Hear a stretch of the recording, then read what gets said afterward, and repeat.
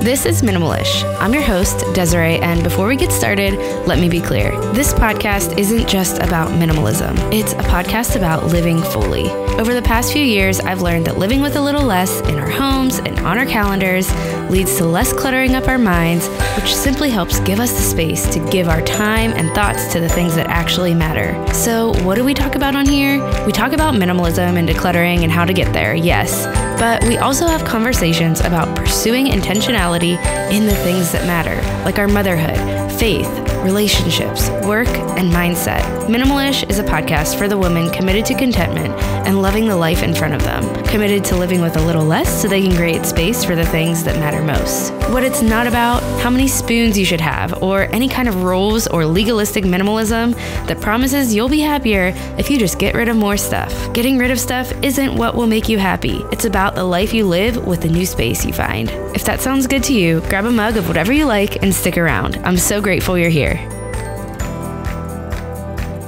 Hey friend, welcome back to Minimalish. This is episode 70. I don't always sound like this. I have a cold right now, so just in case this is your first time listening, I thought I'd let you know that.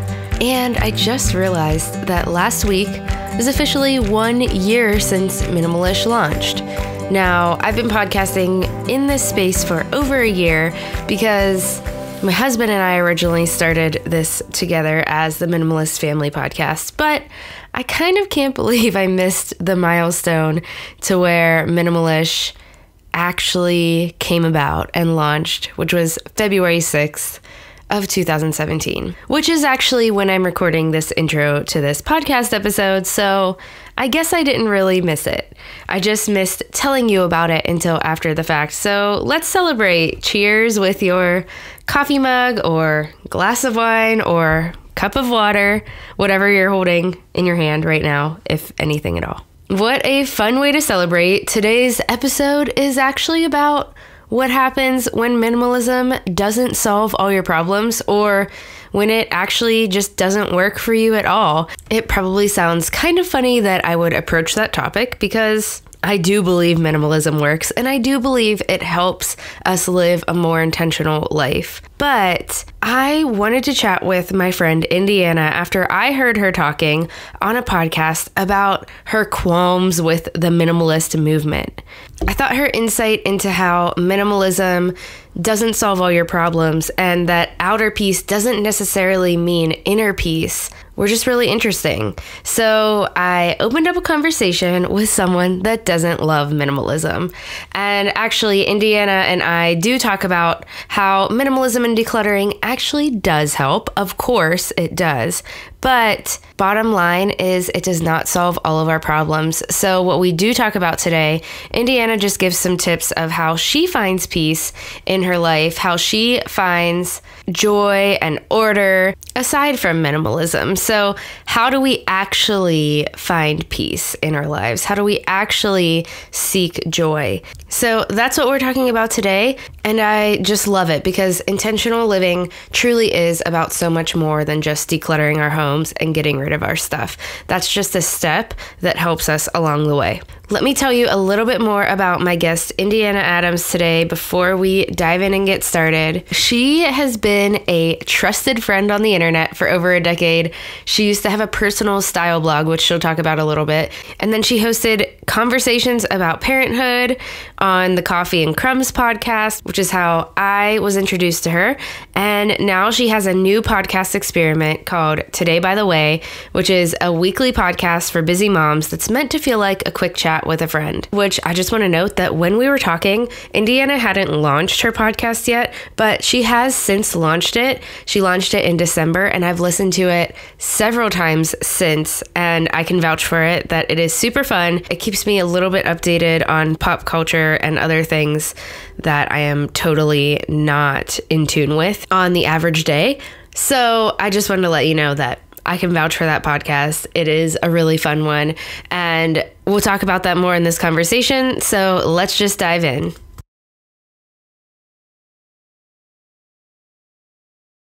Hey, Indiana, I'm so excited to have you on the show. Hi, thank you so much for having me. This is fun. Is this a first for me? I haven't been a guest on someone's podcast in 3 years. Oh my gosh. Well, I'm honored and excited to have you on. Before we get started, though, can you tell the audience a little bit about who you are, what you do, what you love, anything like that? Sure. My name is Indiana Adams, like the state, but different last name, not Jones. And I have 3 kids. They are ages 9, 7, and 5, which means every other Super Bowl I made a baby. That's awesome. And I am a podcast host and a speaker. I speak at a lot of MOPS groups around here and different Christian events. And yeah, that's I live in Atlanta, Georgia. Okay, so I'm excited because I want to know about your podcast. It's new. Tell me a little bit about it. At this point, when we're talking, it has not been released yet, so I haven't listened to it, but I'm excited about it. So talk about it a little bit. Right. I feel like I can't not do it now if I say, oh, this is my new podcast. Like, okay, better publish it. So I had been working for the wildly popular Moms podcast, Coffee and Crumbs, for the last 2 seasons, but they are changing directions for their next season. So I am starting a solo show, and it's called Today, By the Way. It is a podcast for the mom who doesn't have time for podcasts. So each episode is 15 minutes, and it's just meant to feel like a quick chat with a friend. It's not interview format. I'm not positioning myself as an expert that will help you make 6 figures. It's more like a personal blog, but in podcast form. So I share recommendations, I laugh about pop culture headlines, and I just encourage moms as they start their day. I was driving one day and I really was thinking about blogging circa 2011, 2012. I'm like, man, that was so much fun, where people just kind of talked about like the different facets of their life. Like there wasn't just like a fashion blogger. People were just kind of keeping an online journal and sharing their recommendations with friends. And I thought, I really want to do that in podcast form. So I'm going to try that. I love it so much. I am so excited about it, which is one of the reasons I wanted to have you on. But we'll talk about the other reason soon. But I'm just so excited about it. It's so different. And when this comes out, it will already be out. So I am just sending everyone there. I'm already assuming that I'm going to love it because I'm already enjoying talking to you, and I've loved everything that you've done with Coffee and Crumbs. So let's talk a little bit about minimalism. So, ooh, girl, it's a hot topic for me. But yeah, I know what show I'm on right now. Exactly. So we talked before this. You know what I'm about on Minimalish. I'm not necessarily about minimalism, how it's being portrayed right now. I feel like that image kind of helped me start what I'm doing, but it just quickly I burned out from it. And that's kind of where Minimalish was born, because it just seemed like a different way I could seek perfectionism in my life. So I listened to, like you said, you were the host of Coffee and Crumbs for the last 2 seasons, and I listened to the episode where you all talked about motherhood and minimalism, and I really loved that episode. And I kind of loved your perspective on it, even though you scoffed at the idea. And I call myself a maximalist. and it's funny because as I was listening, I feel like actually our perspectives are somewhat similar. Definitely there are differences. But what's your story? So talk about this. How did minimalism not work for you? Because, my podcast is called Minimalish. I assume that people stumble on this because they are looking for a way to simplify. Why didn't it work for you? Yeah, well, first let me talk about why I scoffed. You should know that it's just something about my personality type. Anytime something that I think is like too trendy, I'm like, I don't know. Like I automatically get skeptical. I don't know why. Like popular TV shows, popular bands, I'm like, is it really that great? And so, when you take a glance at Apple Podcasts, you'll see a couple other minimalist podcasts, and some of them look really great. And that's fine. And, there's probably 800 million podcasts for moms too. But it just feels like for the last few years, minimalism has been shoved down my throat in the circles that I keep. And here's the truth.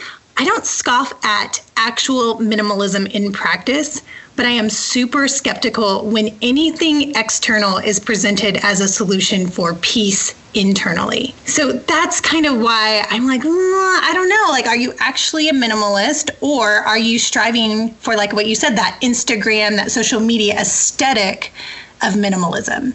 And I think that that's an important distinction. And so when I tried it, minimalism, I went at it first with my closet. I will tell you that I used to be a fashion blogger. So embarrassing. But as you can imagine, my closet was just out of control. Like, I mean, not just my closet, but my closet and the recliner in my bedroom and the guest room closet and the bed in the guest room. It was just clothes that I needed to blog, clothes that I didn't put away, clothes that I bought for content. It was just such a hot mess. And then one day a brand, Brass Clothing, they sent me a copy of The Life-Changing Magic of Tidying Up. And this is around, maybe 2014. So I was already a fan of Caroline Rector, she does the blog Unfancy, and she's still doing that. But at the time, she was like this darling of the capsule wardrobe movement. And so I'm like, okay, I just read this book. I follow this girl. She's super cute, and she's very nice. She's from Texas. I met her in real life. I was like, I'm going to do this. I'm going to do this thing. So I got rid of most of my belongings. But then I totally regretted it, because I tried to do the Instagram version or the kinfolk version of minimalism. And, that's why I think what you're doing in this space is so great. You're teaching people how to make mindful choices about consumerism. And that's very different than the Instagram idea of minimalism. I mean, I have learned that getting rid of your stuff and buying less stuff doesn't bring you more joy. But maybe figuring out, like, how did you accumulate all this stuff in the first place? Or why do you continue to accumulate all of this stuff? Like, that's maybe where you should start. And I didn't start there. I started with cleaning out my closet, hoping for an easier life. And after that fact, I was just living in someone else's idea of a peaceful home. And that just really bummed me out. I missed my clothes. Yeah, I kind of love that story, because it's just so different than, even I talk about how clutter bogged me down and I didn't even know it. And I talk about how it has brought, a little bit of peace to my mind to have less clutter around. And the thing is that story gets like so thrown out of proportion in this way of minimalism becomes kind of like there has to be a certain number of spoons in your drawer. So that's the thing. At a certain point, I realized I'm not a very good minimalist, because that picture you described of, clothes all over the place and getting out of hand, my clothes can still be all over the place. Right now, my clothes are right now, like if you went into my bedroom, I'd be like, yep, I'm found out. They're on the floor right now. But there's less of them, but they're still on the floor. It's just like I realized, okay, these pictures of what minimalism is supposed to mean. And if I define myself as a minimalist, then I'm not doing a very good job at it. I'm failing. So that's why I love your story, because it just says, like, this isn't a fix-all. This doesn't solve all of life's big problems. It can help us maybe, have a little bit less on our plate, and it can help us kind of sort through what's actually going on. And that's why I like it. It's a tool to kind of keep away some distractions that we often let into our lives. So a minimized wardrobe might not really help calm the chaos for everyone. As you kind of pointed out, it didn't work for you. You didn't like it. And that's totally okay. I feel like there are even people in the minimalist space that talk about, hey, I like clothes and I don't have to necessarily wear beige all the time. Right. But it doesn't necessarily take the mess out of life to have less, not necessarily. It can take the mess out of our homes, but life is still messy. So I want to know, what are some things that kind of help you within the midst of messy life when it's overwhelming? How do you find joy amongst that chaos? If it's not about having less stuff necessarily, or if it's not about having a minimized closet, what does that look like for you? This is a loaded question, just because, you have to think about what is the source of joy? And I'm a Christian, so I believe that joy is actually something that the Holy Spirit gives you. And so for me, that means that I can't follow a list in a book or a magazine or just cast a spell and then all of a sudden I have more joy. For me, the only way to choose joy is to choose to rightly prioritize my life so that I'm in step with God. And so that means I have to do what I need to do to intentionally spend more time in prayer, more time in the Word. I have to work to deepen my relationships with my family and my neighbors. And yet sometimes that means paring down my belongings. I don't want to have people over when they can't even walk through my entryway to get to the dining room. So yeah, sometimes that means decluttering my home. But sometimes, this is a very specific example, it means buying 5 pairs of nail clippers and multiple hairbrushes. So I'm not always yelling at my kids when those things get lost. And so that, you can't just say, okay, well, I'm going to, only have one of everything. I was to make more peace in my home, to strengthen our relationships, maybe I do have to have 5 hairbrushes for the girls, and then they lose them. And I'm all right, when you find them, just throw them back in the hairbrush drawer, because I just need to make more margin to get after joy.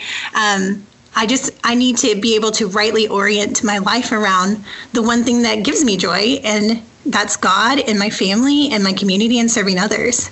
So yeah, I just got to do what it takes to make margin. And I love on your website, on the front page of your website, you talk about how minimalism isn't about these lists, these giant laundry lists. It really is about creating more space. Yeah. And that exactly what you said. It's just, it's whatever way you can reprioritize your life to make what matters for you be the things that come up front. And I don't say that in a way to say yeah, I do that perfectly every day, because absolutely not. Because my house is uncluttered. My house, first of all, is not fully uncluttered.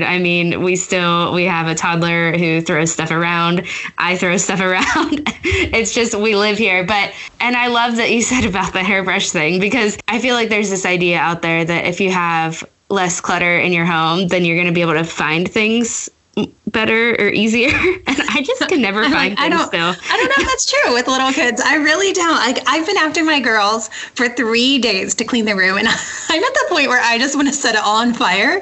But like I said, I also know that what brings me joy is connecting with them. And when they grow up, I want them to remember that I said yes to ice cream, even though their room looked like a tornado went through it. I want them to remember that we went to fun places and that I supported them, and that I wasn't always yelling at them about cleaning their room, or I wasn't always grumpy because they couldn't find their hairbrush and they didn't put their shoes away. Yeah. I just have to set the temperature in my home as that. I love your honesty with it, and your perspective of where joy comes from. I hope you're enjoying this conversation with Indiana, but I'm going to take a break to thank our sponsors that are helping make Minimalish possible. If you're looking to simplify meal planning, I know I always am, Prepdish is one of my favorite companies that can help you out with this. Prepdish is a meal planning service that sends you an email with a meal plan, grocery list, and prep ahead instructions every single week, so that all of your meals are planned out and completely ready for the week. You can even choose from gluten-free, paleo, and keto options. It makes eating healthy so much easier, and these meals are also delicious. Most of the meals that I've made through Prepdish are even toddler approved. I love that there's no guesswork when it comes to actual mealtime each day too, because as a mom, everyone, including myself most days, gets a little cranky and even maybe hangry around this time of day, around dinner time. And the last thing that I want to do is be thinking about a meal idea. Thanks to Prepdish, it's already planned out for me, and I've already done a bulk of the prep work earlier in the week, and I can still put a healthy meal together in such little time. If you're looking to cook healthier meals for your family, but you also want to simplify the whole thing, definitely check Prepdish out. The best part, Allison, the founder, is offering listeners of Minimalish a 2-week free trial, so you've got nothing to lose. That's literally 2 weeks of meals planned out for you, grocery list included, for free. Head to prepdish.com/minimalish to try it out. That's prepdish.com/minimalish to try it out. I also want to tell you about Bombas. Most of us can agree that working out is hard. And at this time of the year, I know a lot of us are thinking about that. I personally can say that working out is the hardest routine for me to stick with. While socks will not make working out any easier, Bombas is on a mission to make working out more comfortable with their socks. I personally love how Bombas socks fit my feet. I have the no-show socks, and I love that they fit in my tennis shoes without showing. While I'm working out, they don't move, which makes it so much more comfortable. And we all have different types of workouts and ways that we like to stay active. So Bombas has a lot of different performance socks. They're designed for everything from running to hiking to cycling and more. And they even have performance socks in styles made for sports. They're made with a lightweight polycarbon blend, which means that no matter how much you're moving and how hard you're working, your feet will stay cool, dry, and comfortable. And they fit your foot like a hug. You don't have to constantly stop in the middle of jogging to adjust your socks because they stay put. But most of all, I'm a huge fan of Bombas' mission. Did you know that socks are the number one most requested item in homeless shelters? I didn't know this, but Bombas socks were created to change this. For every pair you buy, Bombas donates a pair to someone in need. Go to bombas.com/minimalist today and get 20% off your first purchase. That's BOMBAS.com/minimalist for 20% off. Bombas.com/minimalist. All right, friend, let's get back to today's show. So I love this thing you said in that podcast episode, so I'm going to kind of repeat it, and I want you to talk about that a little bit. You said that the chaos that you thought was around you was more so within you, and I guess you kind of said that a little bit ago, too, when you were talking about your closet. So if it's not about having less chaos around you, what do you personally do to have less chaos within your mind? Like, what are some, I guess, practical things you do within day to day or just in your life in general? I have to be intentional about being in the word daily, but as an extrovert, I have to be very intentional about making time for friends and just not only texting them or connecting with them throughout the week, but actually getting together with them. That's something that it feels like it centers me. I have really great friends. And then from a practical point of view, I actually have an hourly planner. It's by May Designs. I can give you the link and you can put it in the show notes. But It's an hourly planner and it helps me to protect my time really well. So I just plan out like, okay, I'm driving from this time to this time and this time to this time. I'm working. Because I do feel like sometimes just having a set time, like, oh, it's in my planner that I'm supposed to fold all the laundry. Then maybe just the practical thing of like wanting to check that off of the list. You're like, all right, I got something done. Do you set kind of everything in there in that planner? And do you do that at the beginning of the week? Do you do it throughout the day? I do it the night before. That way I'm a little more flexible with it. The things that don't get done, I don't sweat it. I just know that it's going to go on the next day's list. And I just recently bought this planner because it ends at 10 p.m. I am an insomniac. I mean, we used to record Coffee and Crumbs at 11:30 p.m. my time. So, because we would do it after April and Ashley were on the West Coast, their babies went to bed. Yeah. And so I just worked really, really late hours. And then when Coffee and Crumbs went another direction and I'm like, okay, I'm not going to be recording late at night, I realized, oh, this would be really good for me to actually be done with work before 10 p.m. So I bought this planner and it's just been going really well. I just write in it right before bed the night before. Yeah. I use Google Calendar right now as my way of kind of organizing the chaos in my mind, but it really is a game changer. For literally a few months, I was not using a planner, and that was not good. I'm not, like, it doesn't go with my personality type. I feel like using a paper planner, but there is just something about like seeing it in front of you, whether that's on a screen or a piece of paper, like, okay, these are my priorities. It just kind of just puts your posture right toward your day.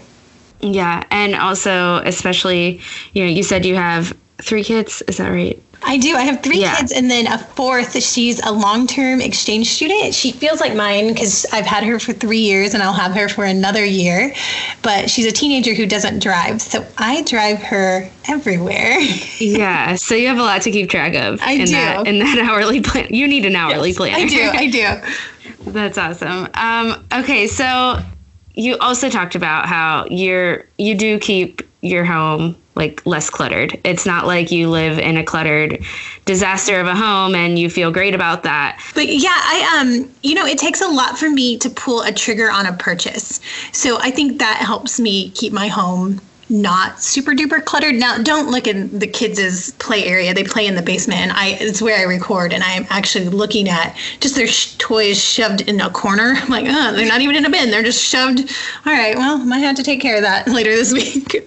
But yeah, for me, it takes a lot for me to buy something. So I don't buy a new foundation until I'm totally out of a foundation. Like if I don't buy a new gray sweater, if I have one that has the same point of view as a sweater, I'm like, okay, well, I already have a gray cable knit gray sweater. I don't need one that's slightly longer and more new. And then I keep a bin at all times in each closet for donations or resale. So if something doesn't fit one of my kids right, or if I'm like, I just am not feeling this shirt, maybe I'm never going to feel this shirt, I have no qualms whatsoever just taking it off the hanger and popping it in the bin. And then I take those seasonally and either resell them or just take them to someplace like Goodwill. Yeah. And see, I feel like that is hard for some people. And that's why minimalism is such a thing, because just the idea of getting rid of something is hard. So you are a secret minimalist if it's just ingrained in you. No.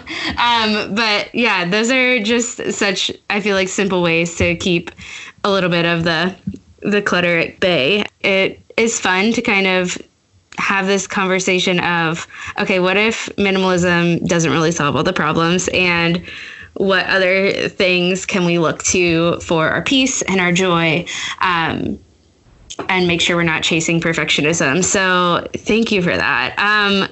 Before we kind of fully wrap it up, I have 2 questions that I ask every guest. And the first one is, what is something that you're simplifying right now in your life? Ooh, I am simplifying my schedule. It is full.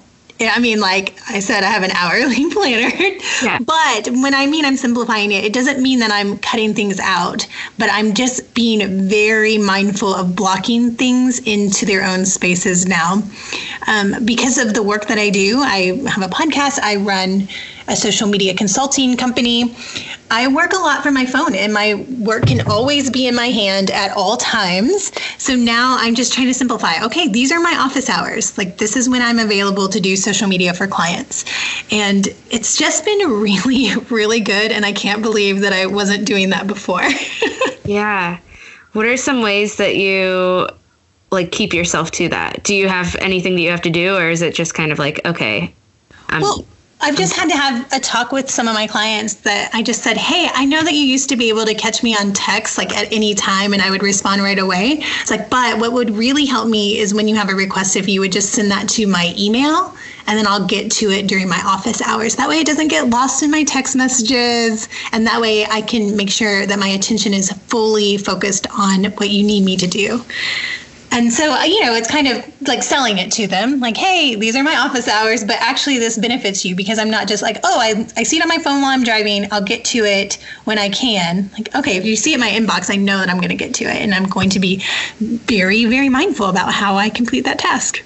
I feel like when we're working from home, it's so hard to set those boundaries and actually stick to them. And so, yeah, I love that you have set office hours. That's really good. I might have to steal that in some way. I mean, not that I don't have clients, but it would just help to set those for myself. That's the hard part about being a mom and also being your own boss, because you get it's a privilege. You get that flexibility to be able to kind of set your own hours, but also you're like, oh, I can work whenever. And so we tend to overwork ourselves because we're letting it just inundate all of the hours of the day. Definitely. And it's not just the work of like fingers to computer or whatever. It is really, when you are your own boss, it's really the mental load. And so it's also being really aware, like, am I actually fully present with my kids as they're doing whatever? Or is my mind wondering like, okay, I have to get this post live, or this episode is due, like I have to get these edits done. It is a practice to try to think, can I put this away like mentally as well? I put my phone in my purse, but can I shut my brain off of it? Yeah, that's the hardest part for sure. Okay, what is something that you can't stop talking about right now? Oh, I knew you were going to ask this question, and I've had days and days to think about it. And maybe that's what I can't stop talking about, like how I'm going to answer this question. No, I'm just thinking.